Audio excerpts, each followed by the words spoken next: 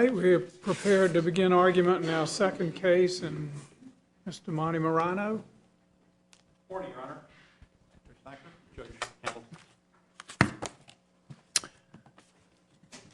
I'm Michael Montemorano, and I represent Appellant David Parker with regard to this appeal of his criminal conviction.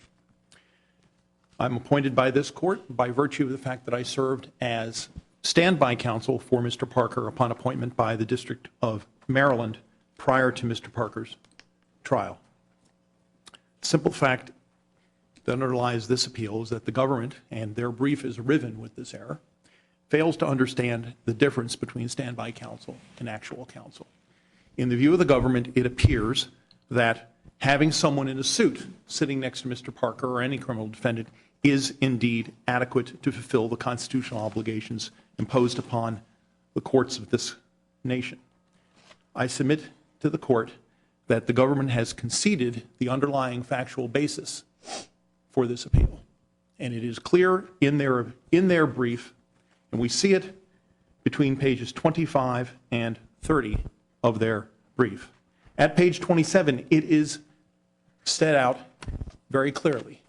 They agree that the advisement of Mr. Parker never is completed in the crucial proceeding on the 20th of December, 2011, because of the need that is perceived at that point for a psychological evaluation of Mr. Parker. And the government says, well, why complete this advisement until we have the evaluation complete? Accepting that premise, the question then becomes, why was the advisement never completed at some other date? The record is entirely silent as to this advisement being undertaken. It is commenced. The government acknowledges it.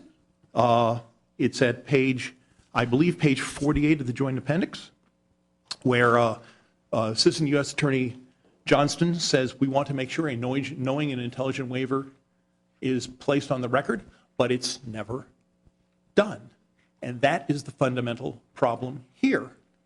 Now, the government artfully attempts to conflate this situation with the issue of competency, an issue which is not raised in this brief. One is reminded of the old adage that when all you have is a hammer, everything tends to look like a nail.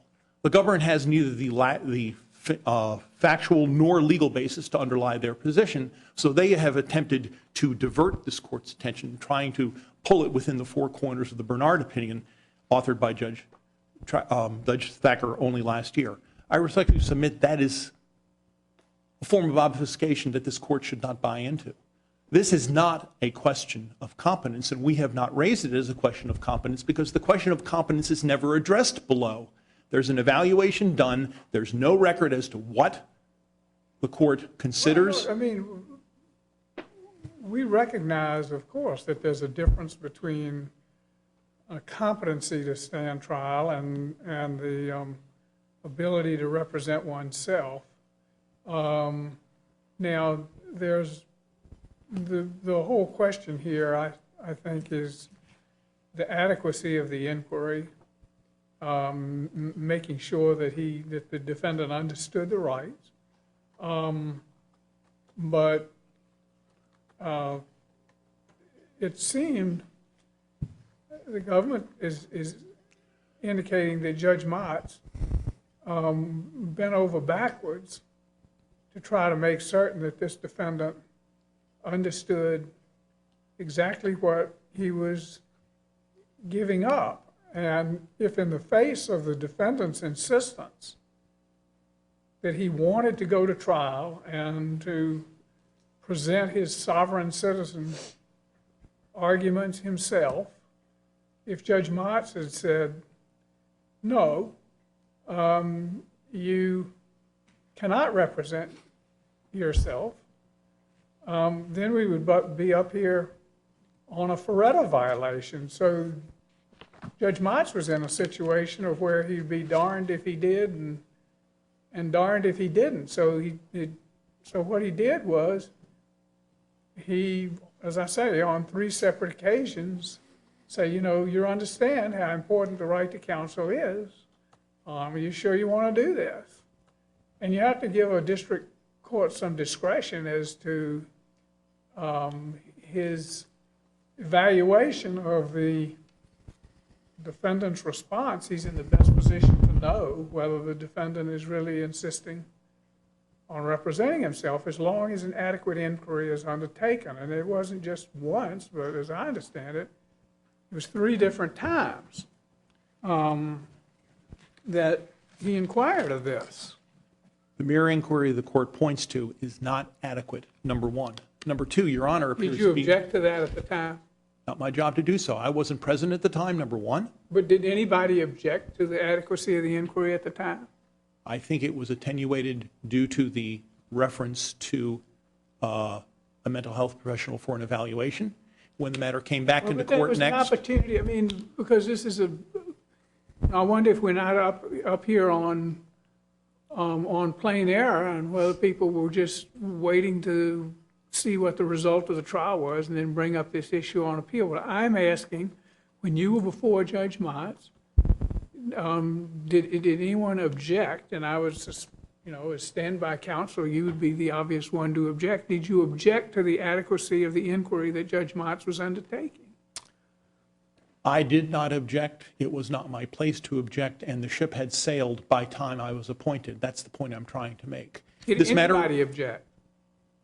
There was no basis for an objection in December because the advisement was curtailed, as the government argues appropriately, and it was never resumed in April. Indeed, when we come back to court in April, the court proceeded without any counsel for Mr. Parker because Mr. Iwanogi apparently was late, and the court was very frustrated with him and terminated his representation via telephone. The magistrate court also explained the right to counsel to appellant, correct? By that point, Mr. Parker had already been prejudiced by having been forced to proceed without counsel against his wishes. He had asked for standby counsel. He said, I'd like to have him participate in December.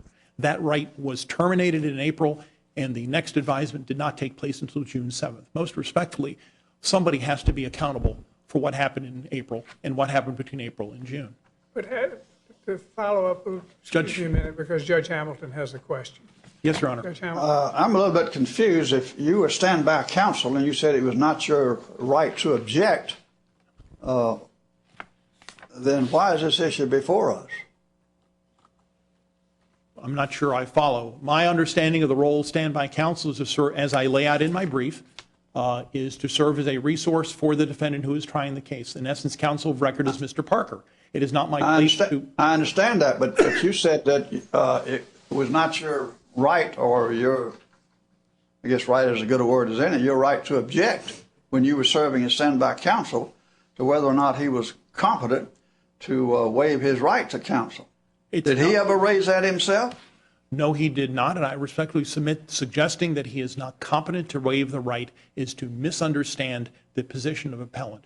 Our view is that it did not rise to the question of whether or not Mr. Parker was competent to represent himself or to waive the right to counsel. He was never advised adequately of the rights he was foregoing. That advisement was curtailed in December. It was never resumed. We have no understanding on the record before us of what the results... I don't understand that at all. I mean, Judge Thacker raised the point about the magistrate judge conducting an inquiry into the import of what was being done, and that was at the defendant's initial appearance and arraignment on June 7th. 6 months later. 2012, and Judge Conley, when you read that transcript, it goes on. He really went extensively into the defendant's wishes regarding representation. I mean, it's page after page in the record, and that's on top of the hearing on April 27th, 2012, and then there was the earlier hearing in December 20th, 2011, where the district court says the defendant, I want to advise the defendant these are legal issues. Counsel is trained to represent the client's interests. Counsel will do a better job here. You sure you want to do this? And if this is inadequate, I don't know what a district court can do, really. I don't know how the district court could have made this any more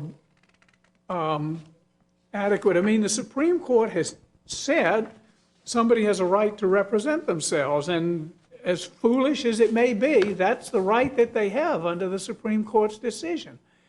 And, you know, and you have a district judge that was as conscientious as this one was, and a magistrate judge that was as conscientious as this one was. And you're saying that's inadequate, then I don't know what would be adequate. I don't choose to describe a district judge who throws up his hands, not figuratively, but actually, and says, it's not my problem that you don't understand. And that's cited in the brief. That's in the record. Most respectfully, Judge Motz's palpable frustration is clear from the paper record. I cannot imagine what a videotape or a recording might have demonstrated. The simple fact is, Judge Motz perceived, and the government has chosen to run with this proposition, that Mr. Parker's desire was to advance this sovereign citizen defense and was frustrated with his attorneys at their failure to do so. I think the record more appropriately supports the notion that he cleaves to the sovereign citizen defense, the flesh and blood defense, for lack of anything better to do, lacking legal training, because he's so frustrated at the job done by his attorneys. And we lay this out in detail in our brief. In October, Mr. Parker comes in, he doesn't understand what's going on. He says that repeatedly, and Magistrate Judge Day attempts to, in essence, extract from him an understanding, and that's laid out over several pages in our brief. Where were the two attorneys of record at that point? Because there were two on the record. Where were they in advising this individual in advance of this proceeding? Is it reasonable to suggest that an attorney takes the client to court and doesn't explain what's going to happen, make sure he understands, etc.? Do I take a client into court without explaining these things to him? I suggest not. And I don't think that's based upon 30 years of experience. I think that's based upon simple competence. To suggest that his attorneys were doing anything prior to December is to be awfully kind and gracious towards their lack of performance. And I have no idea what Ms. Hart-Edwards' position was, because her appearance is not stricken until the following June, but she never appears in court, never seems to do anything. So what we have here is somebody who is, for lack of an option, cleaving to this sovereign citizen defense for no other reason than his attorneys are not doing their job. And this is all he knows how to do. And that is what the district court fails to explore. It begins an exploration. I concede that in December. It never completes it because of the bump in the road of the question of competency. He's referred for a competency evaluation. There's no finding on the record. It's never probed by an attorney before the attorney is discharged. The attorney is discharged in December, yet there's a competency evaluation being sought. Excuse me? Do we not have the cart before the horse here? And that period after December. Judge Hamilton has a question. Yes, Your Honor.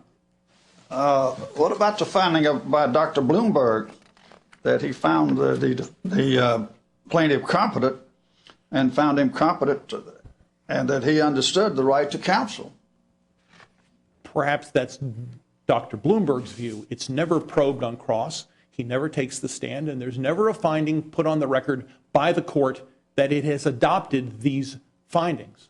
If Well, we did he ever ask to have that put on the record? Did he ever ask to have that explored? At that point, he was bereft of counsel because counsel had been relieved via phone before the question of the evaluation could be addressed in April. The record is plain. Judge Johnny Inogi is relieved by Judge Motz in the first few pages of the April proceeding. At that point, we have an evaluation. We don't know what's done with it. Nothing's ever done with it. The government never puts it on the record. That will the court be adopting the findings by Judge Bloomberg? Nothing. They submit an order to the court signs off on it, and that's it. Well, I'm kind of like Judge Wilkinson. He was advised. He repeatedly indicated he didn't want counsel. Once before the magistrate, two before the district court prior to trial, and the fourth time, the first day of the trial before the district court. Now, what more could the district court have done? The man said he didn't want counsel. And matter of fact, he said this court wasn't in the United States, which the judge told him that the whole courtroom was in the United States. I don't know what more could have been done. The mere question by itself, in the view of appellant, is not adequate to underlie a waiver of the constitutional right to counsel. It's as simple as that. That question was not enough. And the bench book for U.S. District Court judges lays out the detailed colloquy that the court should at least aim toward, if not reach. That was not done in this matter. In the Well, let me district answer this court- last question. Did the plaintiff ever request a hearing on the matter? I don't know that Mr. Parker knew how to do that. Well, did By that assistant point. standby counsel ever request a hearing? Not the place of standby counsel to do that. It's not what I was Thank appointed to you. do. Most respectfully, I was there as a resource. It was not my job to interject. It would have been inappropriate. I was not counsel of record. The docket reflects counsel of record because there's no other way to plug in standby counsel when you enter your appearance. But the role of standby counsel was made clear to me upon my appointment to serve as a resource to Mr. Parker. And I just want to make a point that back to Judge Hamilton's question about the competency report, I thought I heard you indicate that the district court never took note of that, but the district court did right before trial acknowledge that mental examination was done and there turned out that there was no basis for finding that you were not competent to represent yourself and were bound by that. I respectfully submit that's closing the barn door long after the horses evacuated the structure. We're talking about a passing reference at the end of July for a competency evaluation conducted in January, during which time Mr. Parker has been bereft of counsel without an ability to challenge it. It's far too late, far too little. If the court, Your Honor, finds that an adequate adoption of Dr. Bloomberg's findings. Dr. Bloomberg's never asked to testify. There's never a challenge to that because Mr. Parker has no understanding of how to do that. He has no understanding of how to do that because he's not a lawyer. But he's being held to the standard of lawyer by the district court. It is an abject failure of the need we all have to effectuate the Sixth Amendment rights that attach to all of us. Thank you, Your Honor. Do you have any further questions? Well, thank you. Mr. Nitze?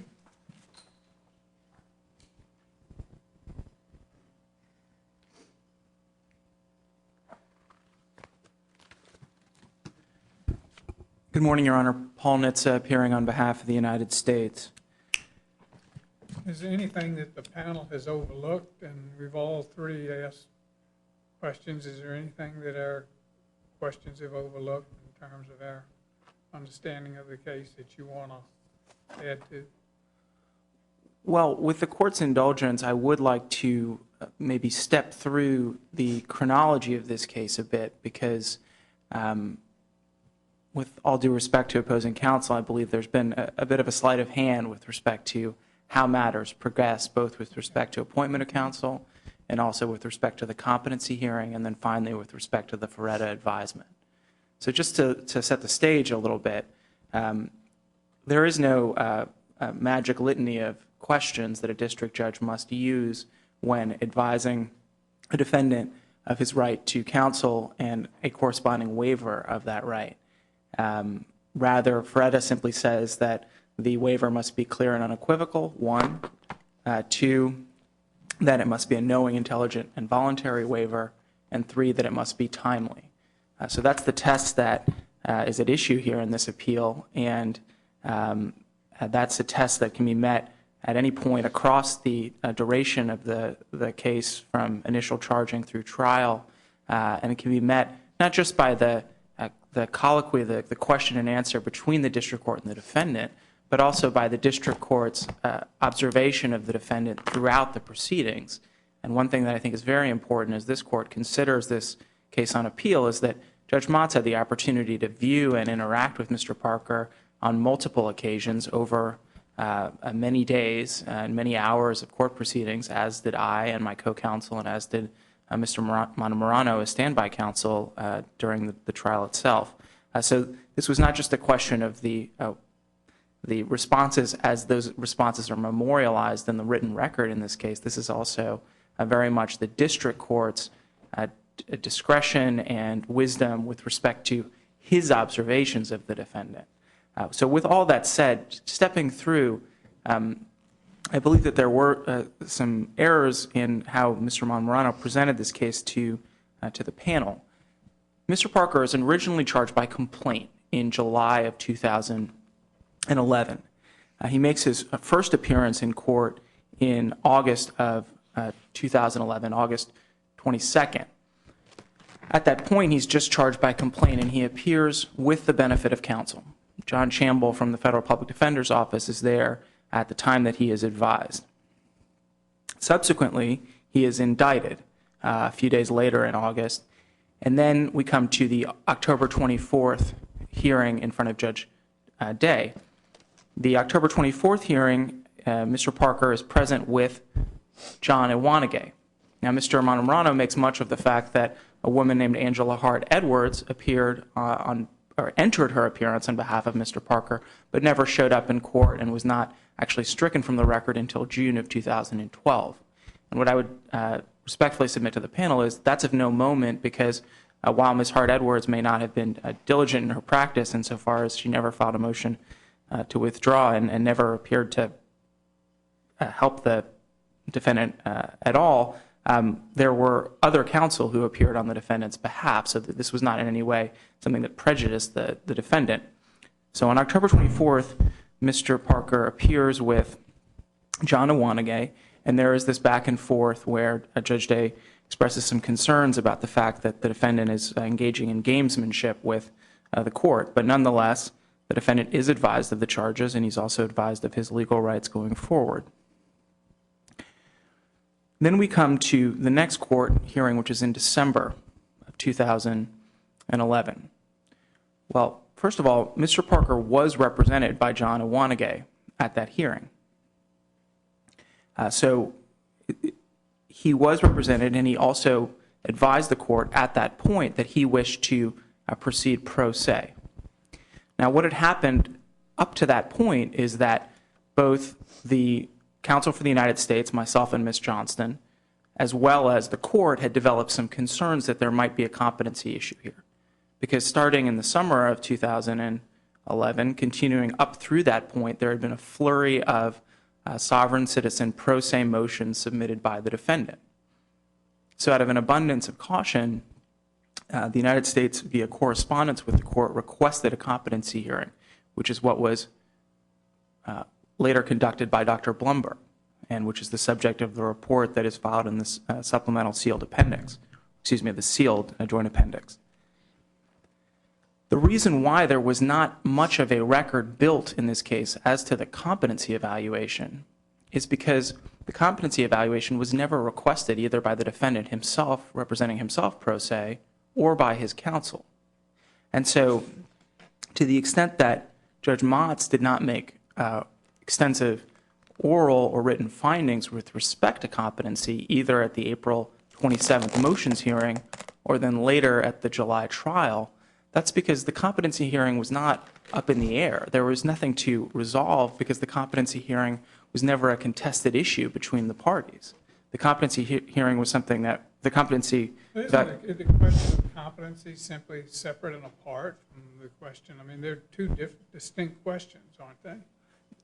They are distinct. They are distinct questions, but it's my impression, having read defense counsel's brief, that competency is sort of a underlying sort of sub rosa issue. In that brief, there's a suggestion that part of the reason why a more robust Ferretta advisement was necessary was because competency was somehow close to the line. But absolutely, Judge Wilkinson, as a legal matter, competency is a separate issue, and frankly, to the extent that it I mean, really, this is not, it's very straightforward, and that is whether the judges below, Judge Motz and Judge Conley, made an adequate inquiry, isn't it? That's right. I would say that's right, and I would just simply add two things to that. I think two other factors, in addition to the adequacy of the inquiry, which of course, it's my position, was fully adequate.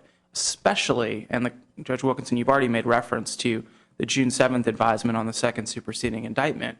And that stretches 7 or 8 pages in the record where Judge Connolly... It goes on and on and on. It goes on and on and on. And it's telling, Your Honor, that nowhere in the defendant's brief can he point to a right that is implicated by the U.S. District Court bench book, of which Mr. Parker was not advised at some point. So, yes, the June 7th hearing, Judge Connolly took great pains, to walk the defendant through the various rights that he would be giving up if he represented himself pro se. But to step back, not only is it an issue before the court as to the adequacy of the Ferretta advisement, I think this court may also look to 2 other things which are important. One is this a situation where, and here referring to Bernard, is this a situation in which the defendant's invocation of his desire to represent himself pro se was an invocation that was equivocal or made sort of in passing? Because one could certainly envision circumstances in which a defendant makes a vague, sort of wishy-washy or equivocal request to represent himself. And that kind of a request where a defendant is maybe going back and forth during a hearing as to whether he or she wishes to proceed pro se, that's the kind of a request that understandably should raise a red flag for the district court and should at that point lead to a pause and a searching inquiry. That is not what we've got here. We have a situation in which the defendant could not have been more clear across the course of these proceedings that he wanted to represent himself. And maybe the best summary of that, Your Honor, is in the Blumberg report, where Mr. Parker reports the following to Dr. Blumberg, who, by the way, is the single most experienced forensic competency examiner in the state of Maryland. And what Dr. Blumberg reports is as follows: Mr. Parker was well aware of the various activities and functions that a defense attorney can perform. He appears to have lost faith in his attorney's representation of him based upon his not knowing or receiving various motions that he hoped or anticipated would be filed on his behalf. He clearly recognizes, however, that he will need an attorney to at least help him with various legal procedures, and I anticipate that if he and defense counsel spend more time collaborating, that he's likely to allow defense counsel to more fully represent him. So this is someone who understands the nature of what a defense attorney can accomplish for him, but as is evident from other portions of the report and also from portions of the record, Mr. Parker does not put a lot of stock in lawyers. He's not a big fan of lawyers, and he doesn't believe that they are going to do the job that he feels needs to be done. And so that's why he wants to represent himself. So to return, though, this is a situation in which he could not have been more clear. At various points in the record, Judge Motz makes explicit note of the fact that he wants to represent himself. And I have no doubt, Your Honor, that if it were permitted, that Mr. Parker would rather be here today than Mr. Montemurano, even though Mr. Montemurano is, of course, doing a fine job on his behalf. Mr. Parker expressed confidence and just tremendous consistency in that. We understand that point. And so, and then the third and last thing I would say is that the court can also take note of the fact that Mr. Montemurano was present. And that's why I'm asking for plain error review here. That and the lack of any equivocation. We're in a very different situation from the one presented in Singleton and in Bush, where this court applied a de novo review of a court's decision, a trial court's decision with respect to appointment of counsel. Here we have a situation in which the court was really acquiescing to the defendant's clearly stated wishes, whereas in Singleton, which was a 1997 opinion authored by Judge Niemeyer, that was a situation in which the defendant, in the middle of trial, indicated that he wished to proceed pro se. And that's very different. In Bush, we had a situation in which the defendant was forced by the district court to proceed with counsel against his wishes. So under those circumstances where a defendant's wishes are articulated to the court and where the court, for whatever reason, decides to go against those wishes and force the defendant to proceed with counsel, That's a circumstance in which de novo review may well be appropriate, and that is, of course, the precedent of this court. But where the trial court, without any contrary indication from the defendant, is going along with the defendant's clearly stated wishes to represent himself, then it should be plain error. And to the extent there's any doubt about whether plain error review applies in this case, I don't even know that we need to go there, because the question is, I mean, given the first two factors, which is the intense exploration by the district judge and the absolutely unequivocal insistence, they seem to me the most critical thing. In any event, I'm going to ask my co-panelists if they have any further questions of you. Judge Hamilton, any questions? No, thank you. All right. Thank you very much, Your Honor. We have no further questions. Thank you, sir.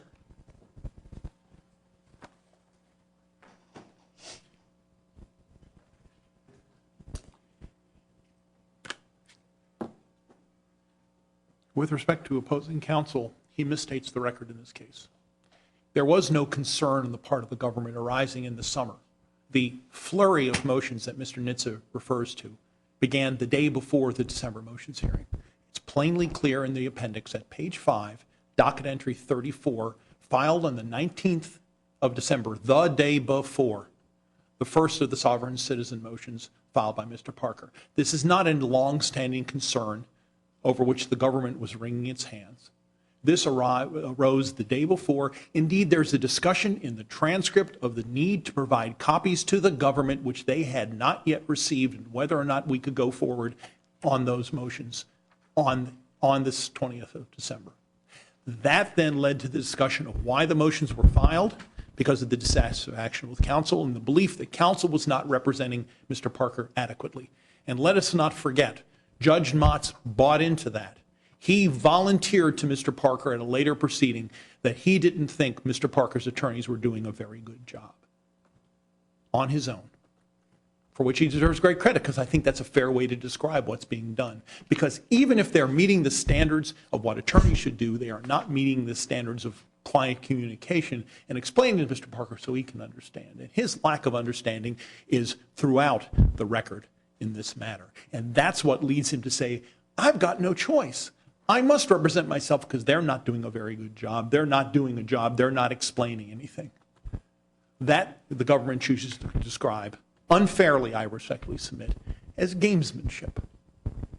With all due respect to Dr. Blumberg, not Judge Blumberg, the second time I've misstated it that way, he is not a legal professional.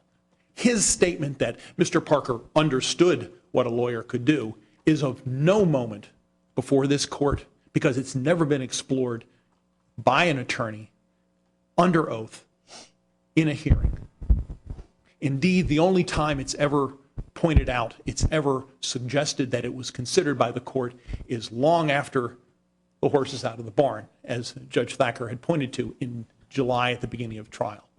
Taking Judge Wilkinson's argument to its logical and I would suggest absurd extreme, Your Honor seems to believe that the advisement in June is adequate or an advisement in July is adequate. Would then an advisement after trial be adequate, Your Honor? When does it need to be done? It needs to be done early enough so that somebody can be prepared for trial if they're appointed as counsel, or that the defendant has enough time to do what he needs to do. That advisement does not take place. Judge Mott says on the 27th of April, the hearing when Mr. Iwanoge is discharged by a phone, what do I tell him? It's in the record. It's in my brief. I quoted. I couldn't have written the language better myself as an advocate for Mr. Parker's position. What am I supposed to tell him about representing himself? That's an adequate advisement? That's not all the transcript says, though. Of course it's not. He then I think- advises him. but not adequately. The court has not confronted the situation that it finds itself in at that point. I mean, I hesitate to Sir, use the word. With all respect, you seem to want to take a snippet of what happens and say, although this was not adequate, you seem to you wish to avoid the totality of the circumstances here, and it's, you know, I don't blame you. It's a divide and conquer strategy, but you know that that's what you're pursuing here, and we know it. And Of course, Your Honor, and Mr. Nitz is doing the same for the factual and legal arguments that support him. But what I suggest is it's less an issue of choosing snippets than it is the situation where if you walk across a concrete sidewalk. You point to one line in the transcript, and you say, is that adequate? Is that adequate? But of course, there were 3 different hearings stretching over a period of roughly 6 months by several different judges, and they occurred, you know, with months intervals between them. He's insisting, as Mr. Nitze points out, on representing himself. It's not an equivocal thing. But There's no objection. The district judge, the magistrate judge are all leaning over backwards to make certain that the waiver is voluntary and intelligent. And you just can't come back to that with a little snippet here and a little snippet there. And equivocal isn't the problem, most respectfully, Your Honor. Mr. Nitze points out the standard. It can't be equivocal, and we don't suggest he's at all equivocal. But the fact that he's adamant doesn't make him right. The question then becomes knowing and intelligent. If I claim the earth is flat, no matter how much I might insist, the question then becomes, what am I basing this on? It is the lack of a knowing and intelligent waiver upon which we focus in the brief, and I suggest this court should focus in determining this case. The simple fact is it's not explained to him adequately.